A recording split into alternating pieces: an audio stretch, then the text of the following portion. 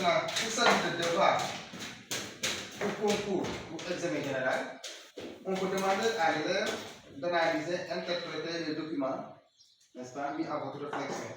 Ce qui fait que l'élève peut dire tout simplement, à travers le document 1, traduisant le transport, le dépôt et la germination du grain de pollen, on constate pour la figure 1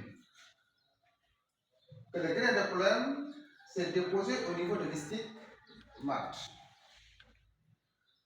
Il absorbe de l'eau et devient turgide.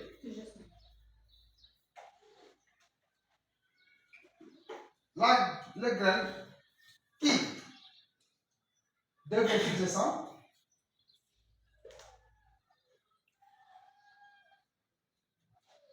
permet, ou bien cette pubescence permet l'éclatement de l'enveloppe externe appelée ici exine.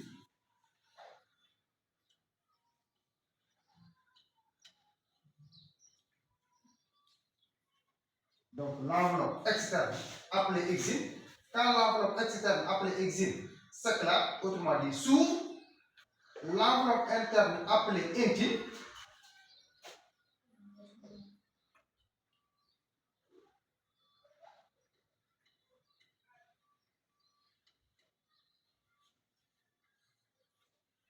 sort.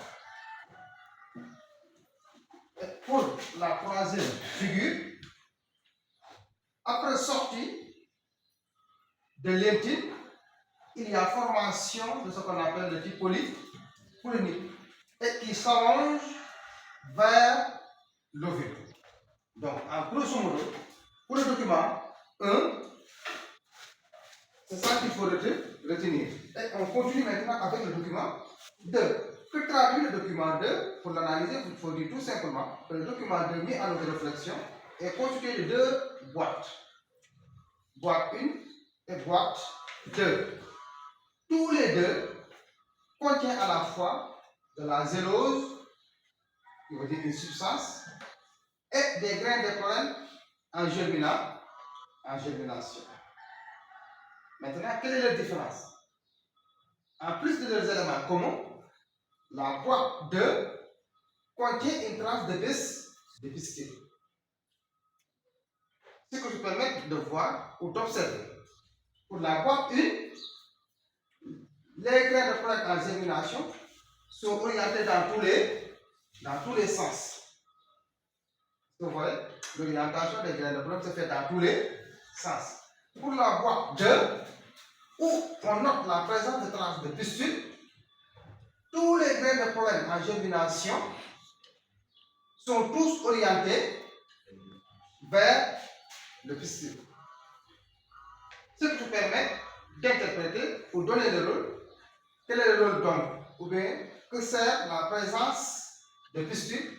Ils permettent, selon un mécanisme appelé ce qu'on appelle le sémiotactisme positif, d'attirer ou d'orienter l'allongement du tige pollinique vers le pistil. Donc, pour le document 2, donc, on peut retirer cela. Pour tirer une conclusion, donc, à travers ces deux documents mis à notre réflexion, on peut en retenir que l'orientation, le prolongement du tige pollinique, n'est-ce pas, est conditionné par la présence du pistil. Si vous avez des questions, je suis à vous.